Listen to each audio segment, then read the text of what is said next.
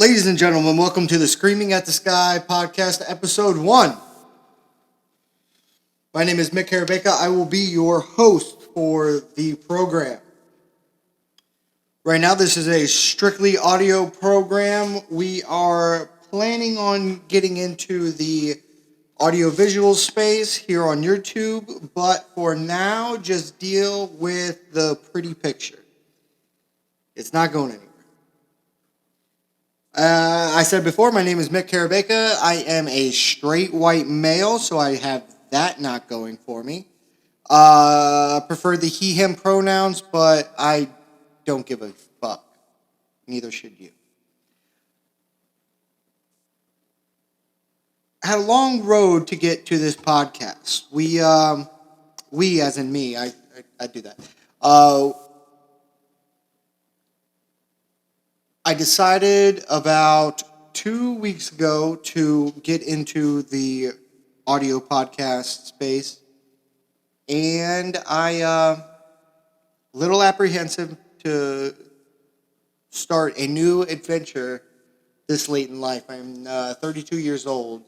I was born in Houston, Texas. Hold no connections to the state or the city, because I've been here in West Pasco, Florida for the last 25 years. Pasco County, Florida is an interesting place. It's a little bit like, I don't know, any coastal city that has a abundance of crackheads, prostitutes, people who think that they're rich but definitely are not rich. You have your mix of working class, zombified pillheads that decide that they want to have the finer things in life. You know, the boats, the nice house, the house on the water, the fucking private school. You have more fucking private schools around here than they know what to do with. And all these people primarily vote one way. Moved here 25 years ago. It was a very white town. That has changed in some places, but I think diversity is good. I like seeing graffiti. It's street art. So with all the prostitution and street art and heroin needles at the park now, you can't even take your dog out to the dog park without putting shoes on it. Put dog shoes on so that he doesn't step on the heroin needle and get doggy AIDS. Doggy AIDS is real. It is the epidemic that Fauci should be looking at, but isn't. And I am outraged. I am outraged, and I am calling for my Twitter followers to tweet Fauci and get this doggy AIDS problem, this doggy AIDS epidemic, if you will, from spreading any further. If there's one thing we could do here, folks, is to stop dog AIDS, okay? Dog AIDS is a real problem. You might not think so in your circles, in your Hollywood elite circles, that you don't have doggy AIDS, but I'm telling you, it is coming to a fucking city near you. And if you don't do anything about it, it will come and it will destroy the dog life in your local dog parks, okay?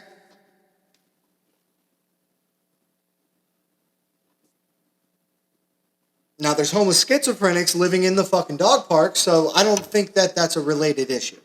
But the dogs are the issue here, and those are the things that we need to be looking at as a society. If we do not, it will be our downfall.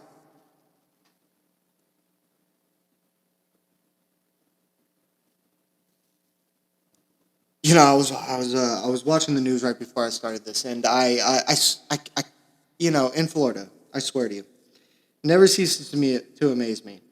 The headline was Florida man is accused of killing his wife, and also the more heinous of the crimes, committed voter fraud. To cover up her murder, he decided to cast his vote and do her part for America. Is this man a patriot? Yes or yes? Patriotism at its finest. He said, and I quote, "I thought he needed another vote."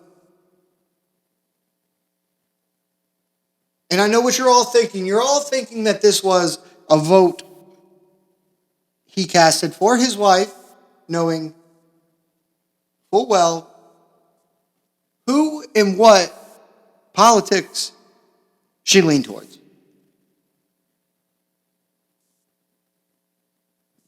That's right, Donald Trump.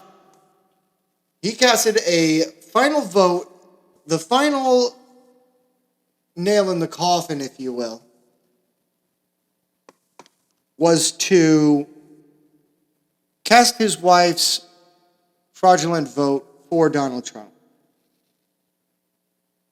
You guys got it. That's the mass spread voter fraud. See, now, I know what you're thinking. This is going to be another podcast that's just going to gang up on Trump. He's an asshole. He's a misogynist. He was wrong. He was blah, blah, blah, blah, blah. But all right, guys.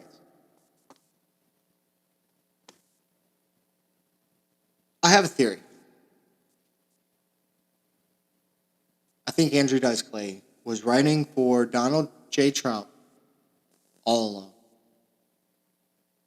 I think he was his ghostwriter. I think he had an earpiece in, and Dice was feeding him the lines. I mean, come on, guys. Grab her by the pussy. You could grab him by the pussy. Does that not sound like an Andrew Dice Clay bit? I mean, I don't know if this guy is just emulating him, if he's stolen his style, what the deal is, but I believe wholeheartedly, and I've been saying this since 2016, he's playing a character, he's playing the Dice Man, and he's playing it well. He played us well, just like the Dice Man played us well. Donald J. Trump is an imposter. He's not who he says he is. But I can't wait to vote again so I could actually do the right thing this time and cast a vote for Donald J. Trump. They say he's going to run again with Ron DeSantis, the governor of my home state, my beloved state. Ron DeSantis, famed for getting the pandemic under wraps here, sweeping it under the rug, and we out, baby. We have never been in more full of a fucking swing than we are now. I was at St. Pete Beach, and this place is full of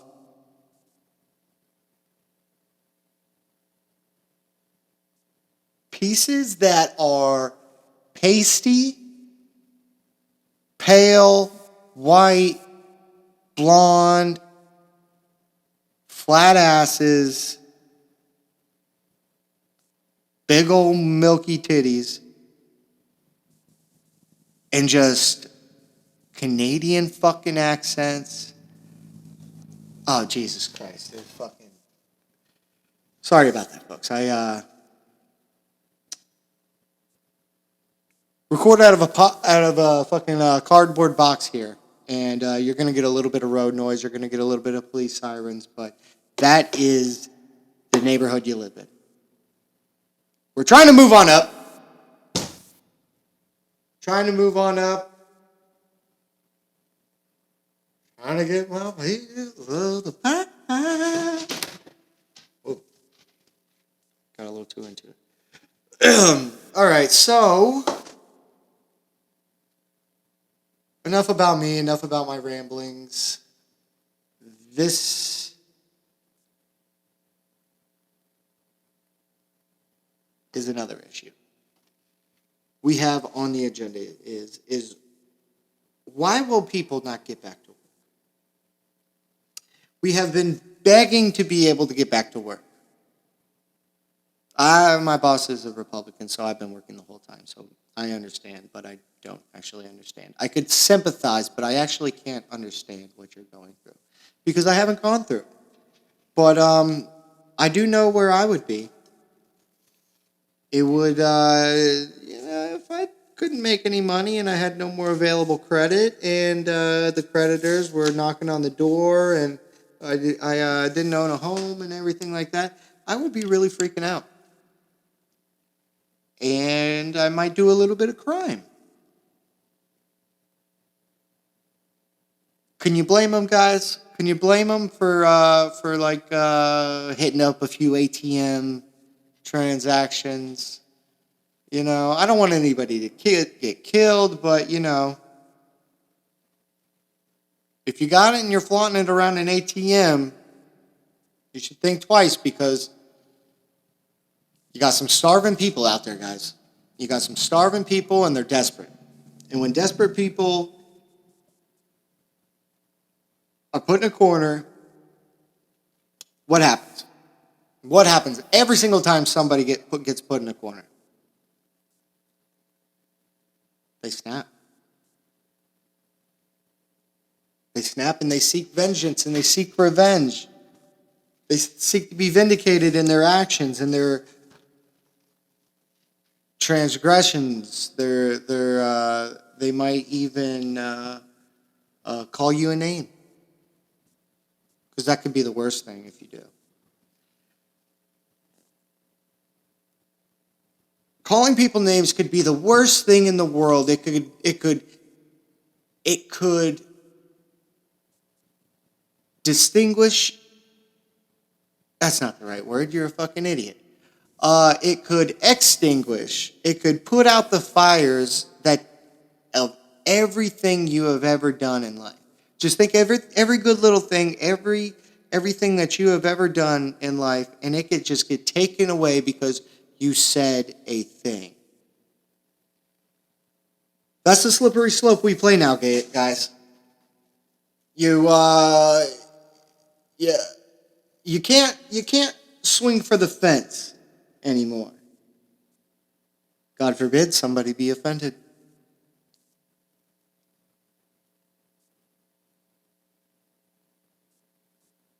Being offended is, it's fucking stupid. You know, it just, don't take it so seriously. Sticks and stones, people. Sticks and stones. Remember that used to be a thing that we used to be taught when we were kids? Sticks and stones may break our bones.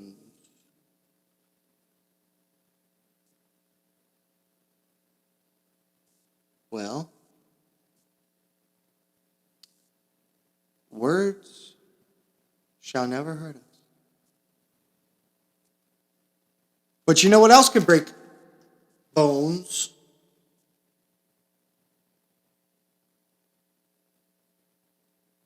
Is the police. I'm sure people wish that they would just break bones. You know, we have a real problem here with the police in this county. Now, this is the first episode of the podcast, and I would really hate to throw some shade, I guess the kids call it, at our local sheriff's department here in wonderful Pasco County. They seem to think that it's a good idea to do what is called PPP. That is predictive policing programs. Predictive policing. You should go, oh, well, that sounds like it would be a good thing if they're preventing crime. Well, what if such a program could be used to instill fear, to make unfounded claims against individuals, minors mostly. What if your children's privacy with their transcripts, their attendance record, their behavior record? What happens if your kid is a disruptance at school? Should the cops come knocking? I think not. I don't think the cops should come knocking if your kid is a disruptance at school. If he has a yapper, if he decides that he needs to talk to his friends a little bit, maybe he's a little rambunctious. Maybe he's just, I was a social kid. Could you imagine if I was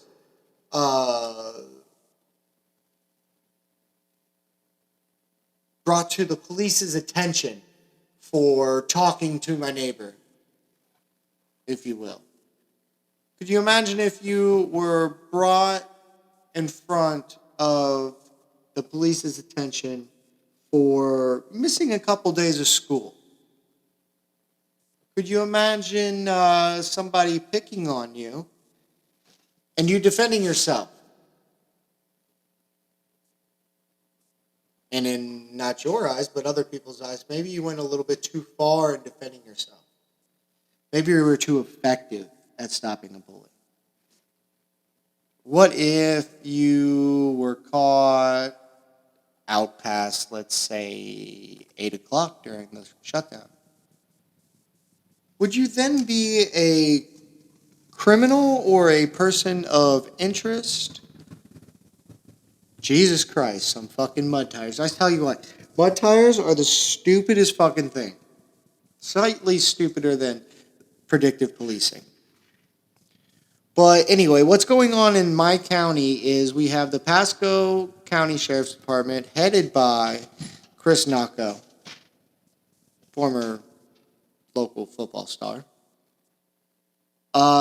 He decides to enact this program with the okay of our elected officials in the public school board of Pasco County. They decide to make children, most of which people of color, POCs, if you will, people of color, making life a living hell, accusing them of drug use. Actually, in fact, one child was arrested, put in jail, cited the whole 10 yards, bailed out, released on his parents' reconnaissance. He had to then dip and dodge the police's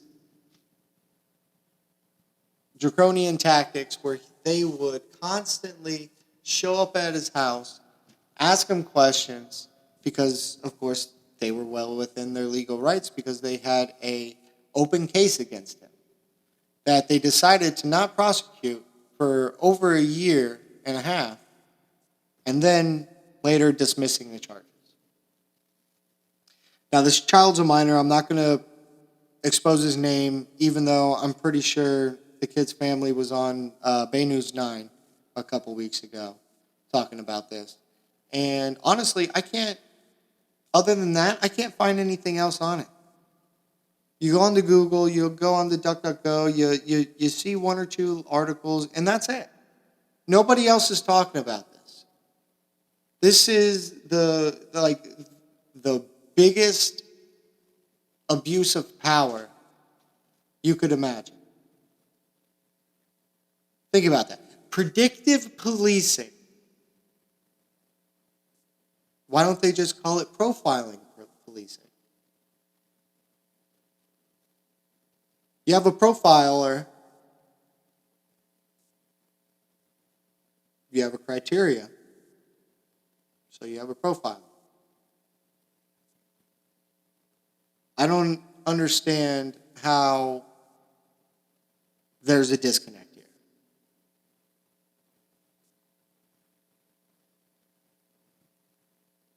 Glad to say some civil rights groups are getting involved, and hopefully this mess and the families involved will be taken care of in some way. But I mean, it's fucking scary, man. Couple families have even moved from the county, which is a shame. A local produce stand where this shut down and moved to Pinellas County. What are you going to do? What are you going to do? You got Elon Musk out there selling Dogecoin and pumping up this and making billions. I guess he's on track to be the first trillionaire, which is a thing, I guess. That's what we're aiming after. I mean, why in the world are we looking at tech geniuses for these financial advices? Don't you think that this could be just a big game to them? Can't we just be playing along with his game? He goes, oh, let's get all these people to pump and dump this stock and blah, blah, blah. I don't know. I wouldn't want to be the last one holding all the Dogecoin, all the Bitcoin. I don't understand how this guy is as big and influential as he is. But we learned something about people with Asperger's. Since they don't care about other people's sensibilities, they don't know what's funny.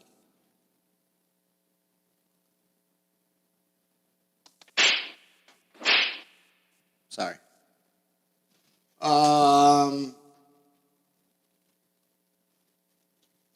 People don't want to go to work because we got a bunch of low-paying jobs here in Florida. We're the service industry state. We do a lot of hotel service, a lot of food service. Everything is basically tied into housing or service or repair work or trying to save old people from corona.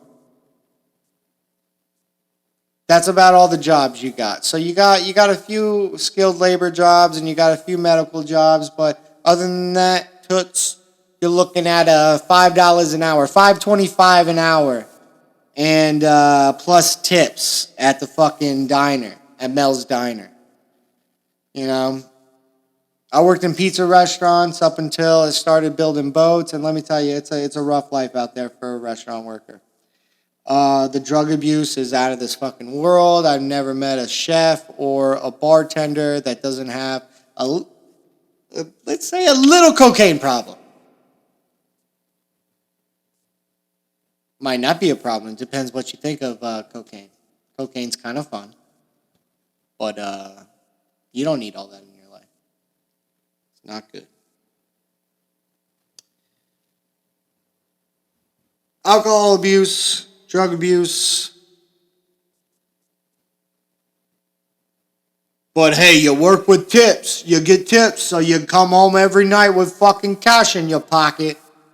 Yeah, that's the stupidest fucking thing. Yeah, you come home with cash, but it's like $15 fucking dollars after, going to the fucking liquor store and getting gas for the next day and getting the butts, because of course you smoke cigarettes. You got to get the butts. You got to get 2-pack special. You know why they give you the 2-pack special? So you'll smoke more. As I'm over here lighting a butt. But that's just what you get when you live in Pasco County, Florida. It's a wonderful sunny hellscape. The only place that you could live this close to the water in a trailer. Wonderful West Pasco, Hudson, Florida. Gang, gang. Shout outs. This last year has exposed we as a working class are expendable. The government thinks that they could just tell us when and where we're allowed to work. I don't remember that ever being a thing. I'm young, but I don't remember even in a case of a medical emergency. That's the dog. Please excuse.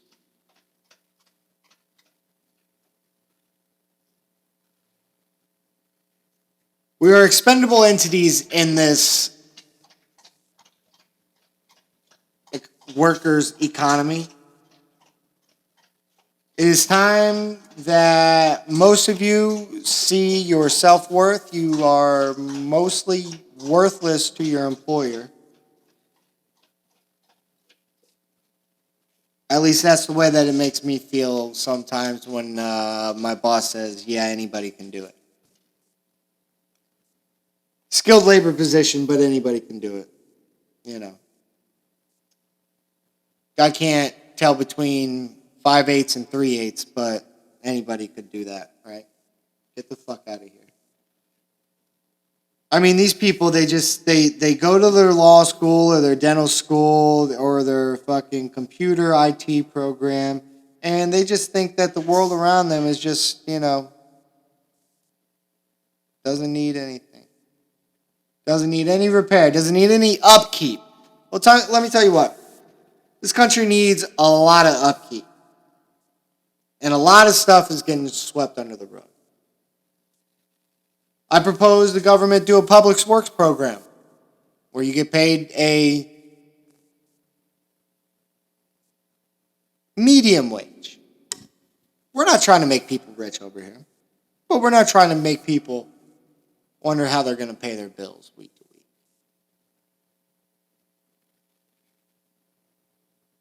Before the pandemic, they used to throw around that thing where it's like, oh, well, most of the country can't afford a $500 emergency expense. How do you think they're doing now?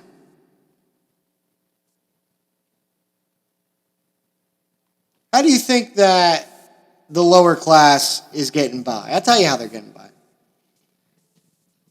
They're getting by with unemployment. They're getting away with the welfare and the this, that, and the other thing. Listen, people don't want to do that. They have to do that. That's not what anybody wants to do. But the deal is when those are the only circumstances, those are your only options, that's what people are going to do. And when that pays more than the job at McDonald's, when that pays more than the job at IHOP, at the local pizza place, being a turn-down service or a valet or a busboy, when those services are more money and create more economic incentive, economic freedom now that they are being paid to sit at home and pursue their own interests. And as crime goes up, what are their interests? Would those interests consist of stealing and raping and murdering, pillaging, if you will? Is it time to become a pirate? Is it time to become a pirate? Do the unhoused community. Is that what we're supposed to say? The homeless, the unhoused? The unhoused.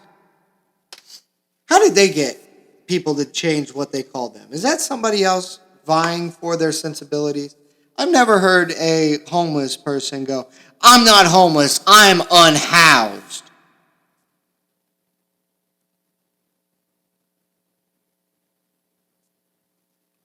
I don't know if they think they're unhoused. I've met a few paranoid schizophrenics. They frequent the gas station, the 7-Eleven at 52 and 41. There's a little gas station there. You go there any time of the day and get any kind of vice you need. They got booze inside. They got booze inside. They got the tobacco inside. They got the blunts for your weed inside. You get heroin and speed outside. Around the corner, there's a crack house. Prostitutes of all colors and ages, races, languages. You don't even know where they're from. It's a little living cesspool of humanity here. Well, we love it. I mean, it has like a Venice Beach in the 70s vibe. You know, late 70s, cars, the fucking smog, the fucking dirty water. We got the dirty water. We got the Venice dirty water. It's warmer than Venice. We got yearly red tide just south of us. Yearly red tide. We're just spilling fucking nasty shit into the water left and right. We got fucking these fucking phosphate leaks from mines and fertilizer companies that have been out of business for 30 years and they just left this fucking pool of water. Contaminated water. One day it'll spill. We'll clean it up then. State of emergency. State of emergency gas shortage. Ooh. These fucking assholes. You know, Florida people are the dumbest people in the world. We got people lighting their fucking cars on fire because they're loading up with gasoline and plastic bags and Rubbermaid containers using styrofoam. We all know what happens with styrofoam and gas. That's how you make napalm. There you go, kids. Anarchist cookbook.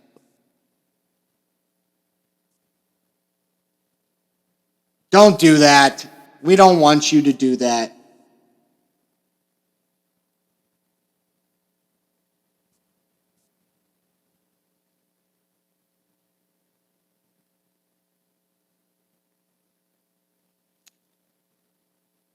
Well, folks, I think this is probably over before it began.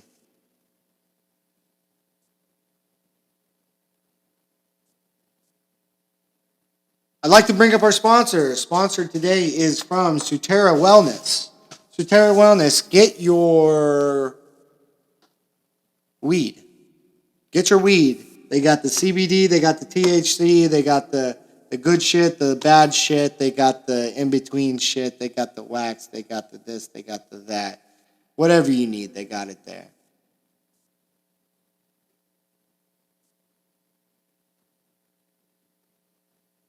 Kellogg's cereal. Kellogg's cereal is number one cereal.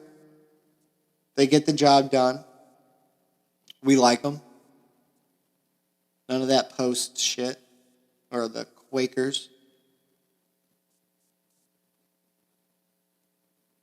That's not insensitive if you don't like Quaker cereal, right?